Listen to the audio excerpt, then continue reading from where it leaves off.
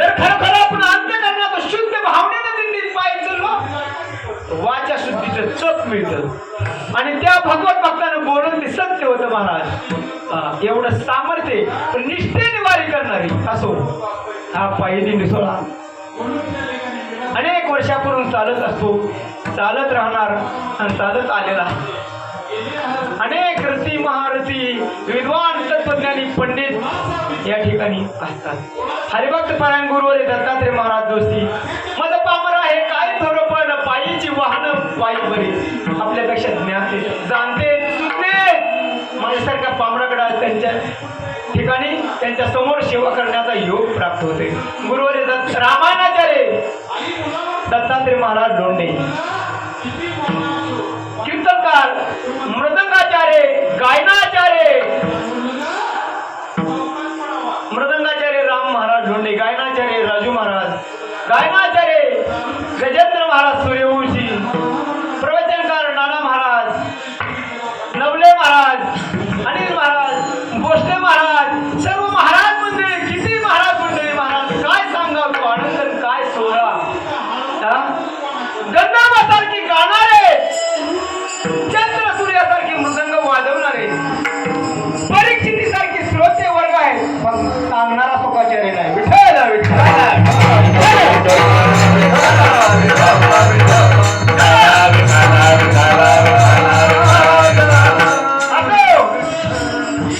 जगद्गुरु तुकोबराय या भंगाच्या माध्यमातून जड जीवाला उपदेश मानवी जन्म प्राप्त झाला ना त्याला काय सांगतात महाराज. आपल्याला नरदेह प्राप्त झाला महाराज म्हणतात काय कर बाबा तू काय केलं तर काय होईल आहे की नाही. महाराज म्हणतात बाबा चव हे सकळ सिद्ध आहे हात चालावया पाय तू आपले स्वहित पाहे. काय तीर्थयात्रे कुठली वारी चुकू नको तीर्थयात्रे जाय चुकू नको आहे की नाही. अनेक वाऱ्या करतो आपण नाही महाराज आमची ती वारी असती शिकवली नाही की नाही.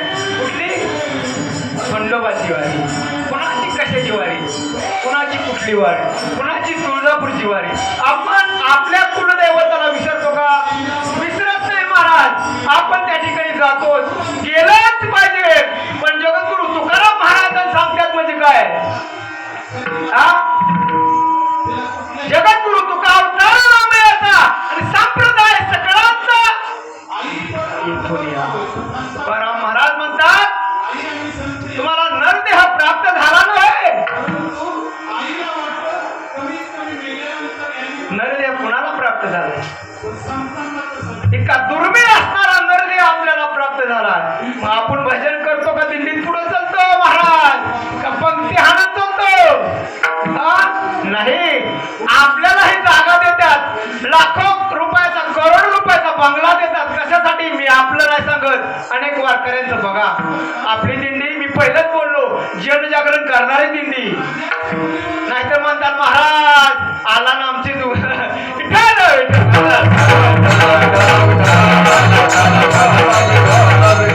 गेले अनेक वर्षे या दिंडीने मला प्रेम दिले महाराज. असं होतं काम नाही म्हणून लक्षात ठेवा भगवत भक्ताला आपण भजन करतो नामचिंतन करतो म्हणून आपली सेवा करतात. ज्ञानोबा तुकाराम आणि संध्याकाळी गुलाबजाम. आदरणीय आपले काय नाव साळुंखे परिवार आहे ना काय नाव महाराज भाऊसाहेब साळुंखे खरोखर भगवत भक्त आहे. भगवत भक्त कुणाला म्हणावं जातीवंत उदाहरण म्हणजे भाऊसाहेब साळुंखे. आपण आपल्या घरी आल्यानंतर एवढी आपल्याची सेवा नाही होत आपली काय देत असते महाराज. म्हणून भक्त बनायला शिकलं पाहिजे. परमार्थ कसा करावा, वारी कशी करावी, तीर्थयात्रा कशी करावी आपण भगवत बघतोय. महाराज सांगतात ना बाबा कपाळाला भगवत भक्ताच्या गंध पाहिजे, गळ्यात पवित्र अशी तुळशीची माळ हवी.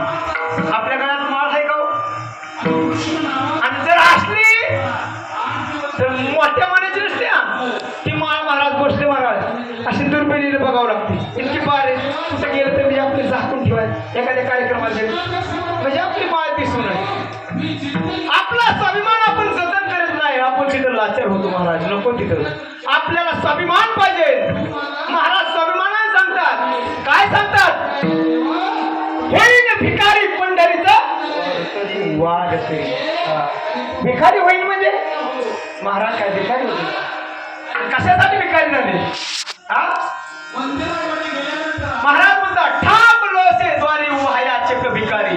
आता पुढचे चरण महाराज आठवा. मन भिक काय देवा प्रेम भातुकी पाठवा. काय द्या?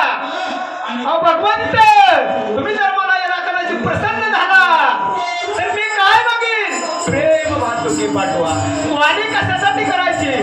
वारीचं कीर्तन असतं. वेळेचं बंधन ठेवावं लागतं. संकल्पी वेळेत सेवा करायची. तर महाराज म्हणतात दिवसभर भजन केलंय पोटात कावळं ओरडायला लागलं उरका लवकर असं होऊ नये.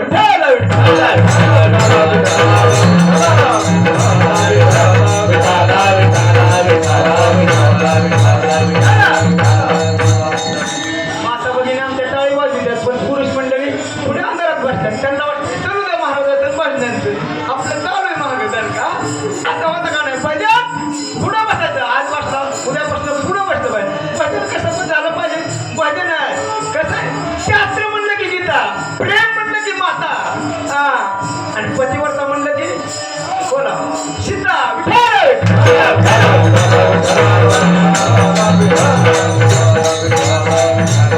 महाराज म्हणतात परमार्थ करायचा आहे ना कसा करा? या मूर्ती भागात आलाय तुम्ही पंढरीची वारी करा. पण महाराजांनी पंढरीची वारी का सांगितली हो? हा इतर ठिकाणची वारी का सांगितली नाही? अनेक सेवेदारी मंडळीत हा नाना प्रकारची आपण सेवा करतो. नाना प्रकारचे कुठेही अन्नदान करतो. पण पंढरीची वारी जगद्गुरु तुकाराम महाराजांनी आपल्याला सांगितली की बाबा तुला जायचं असेल तर कुठे जा? महाराज अभंगीच्या प्रथम चरणात पंढरी सिधार आल्या नव संसार. पंढरी सिधार आल्या नव संसार. पंढरी सिधार आल्या नव संसार. पंढरी सिधार आल्या नव संसार. पंढरी सिधार आल्या नव संसार. पंढरी सिधार आल्या नव संसार. पंढरी सिधार आल्या नव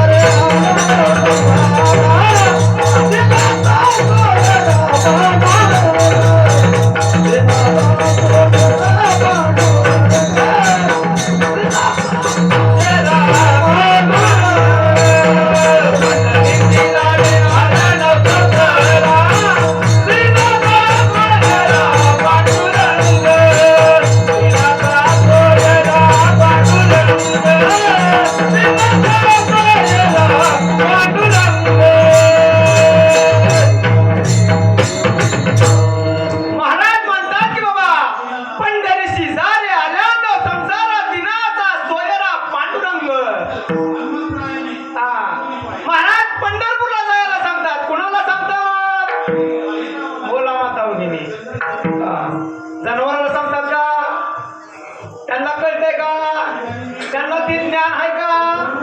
नाही.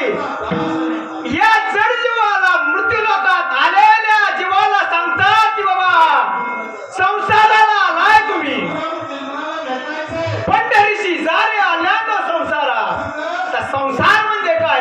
मृत्यू लोकात येऊन तुम्हाला नरदेह प्राप्त झाला. नरदेव मिळणं महाराज फार दुर्लभ. एक दृष्टांत सांगतो म्हणजे तुमच्या लक्षात येईल. पण जरा भजन करा विठ्ठल.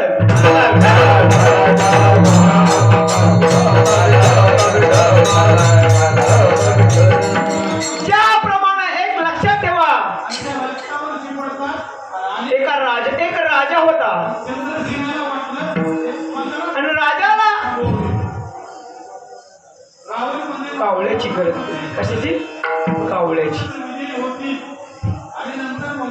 आता राजाच म्हणल्यावर काय कमी असतं? राजा बोले आणि दल हाले. दल हल्लं ना, प्रधानजीने गावात दौंडी दिली. प्रधानजी जो कोणी नगरात दौंडी दिली, जो कोणी गावात आपल्या नगरीत जो कोणी कावळा धरून आणि त्याला मी 5,000 रुपये बक्षीस देईन. राजाने दौंडी दिली. जर कोणी कावळा धरून आणेल त्याला मी 5,000 रुपये बक्षीस दिलं जाईल, इनाम दिलं जाईल. प्रधाना करवी, नौकरा करवी. नगरीत दौंडी दिली. नदीच्या काठावर एक आंधळा बसला होता. तो स्नान संध्याला जाणार होता, नदीत उडी घेणार होता, पण ही गर्जना त्याच्या कानावर सर. अरे बाबा, राजाने दौंडी दिली किंवा जो कोणी मला कावळा धरून आणेल त्याला 5,000 रुपये बक्षीस दिलं जाईल. त्या आंधळ्याला वाटलं, नदीत उडी आणली, स्नान संध्या चालू होती आणि योगायोग तो कोण होता? आंधळा. आंधळी माणसं जर हुशार करता. हा बघा, आंधळी त्यांची चमत्कारी. तू का म्हणे आंधळी? नाही तर तुम्ही आम्ही सगळीच आंधळीच आहे. तू का म्हणे आंधळी? जे नाही हरी ओळखले, ज्याने भगवत भक्ताला ओळखलं नाही, भगवंताला ओळखलं नाही, ती सुद्धा तुकाराम महाराज म्हणतात आंधळी माणसं आहेत. आंधळी कसली? मग त्या आंधळ्याने नदीत उडी आणली. तत्पूर्वी त्याच्या कानात वाक्य पडलं होतं की, आणि नदीत पुढे घेतली आणि वर हात केले. म्हणला रामकृष्ण हरी. बघा, त्याचा नित्य नियम असेल. कोणाचा काय नियम, कोणाचा काय नियम. योगायोग असा त्याचा संचित असेल. हात वर करून टाळी वाजवली की रामकृष्ण हरी म्हणला की कावळा हातात. लगेच त्याच्या कानात टूप पिटली, डोक्यात टूप पिटली. अरे म्हणला, राजा म्हणला होता जो कोणी कावळा आणून देईल मी त्याला 5,000 रुपये बक्षीस देईल.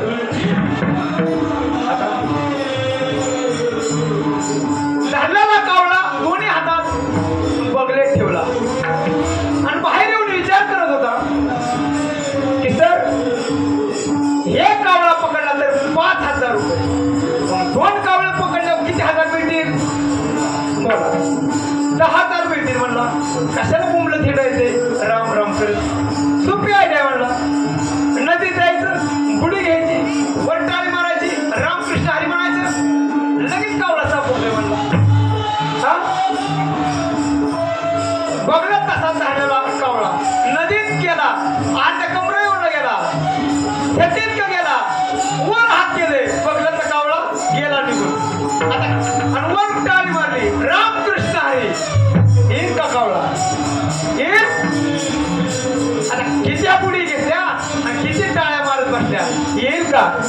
कदापि येणार नाही. लक्षात ठेवा. तसं आहे मृत्यू लोकात आपल्याला नरदेह सापडलाय ना, बोला देह जागताय न्याय नगरचे उपाय नगरचे उपाय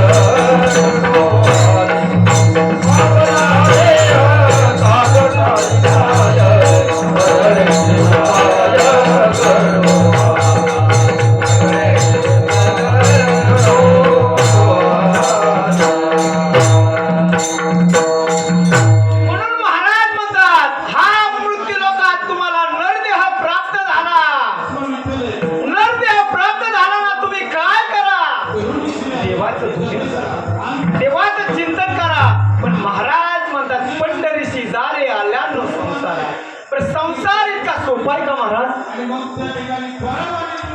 किती वेळा जन्मा यावे, किती व्हावे,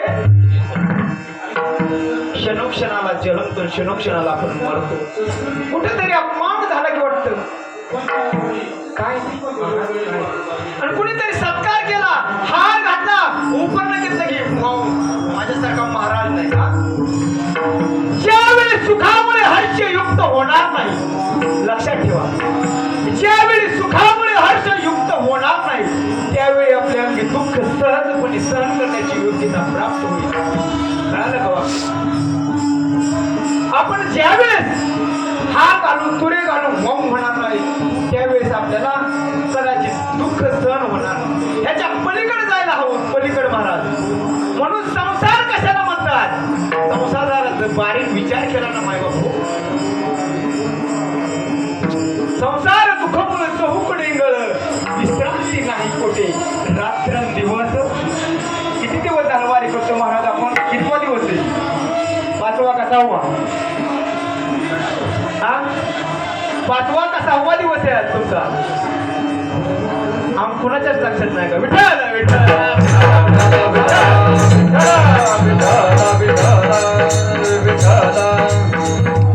दिंडीत माणसं तर आहेत ना बरोबर. विठ्ठल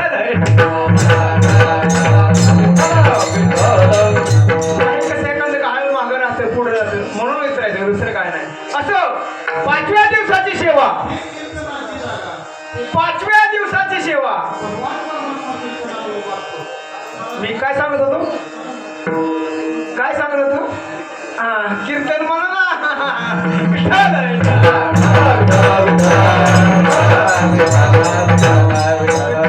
संसार सांगतो. संसार, संसारात आल्यानंतर प्रत्येकाला दुःख भोगत होतं. आज दर मजल उदर करत आपण 5व्या दिवसाची सेवा या ठिकाणी हरित भगवंताचं नाम चिंतन करत या ठिकाणी सेवा करत आलो माय बापू. पण लक्षात ठेवा, वरुण राजाचं सुद्धा आगमन व्हायला लागले.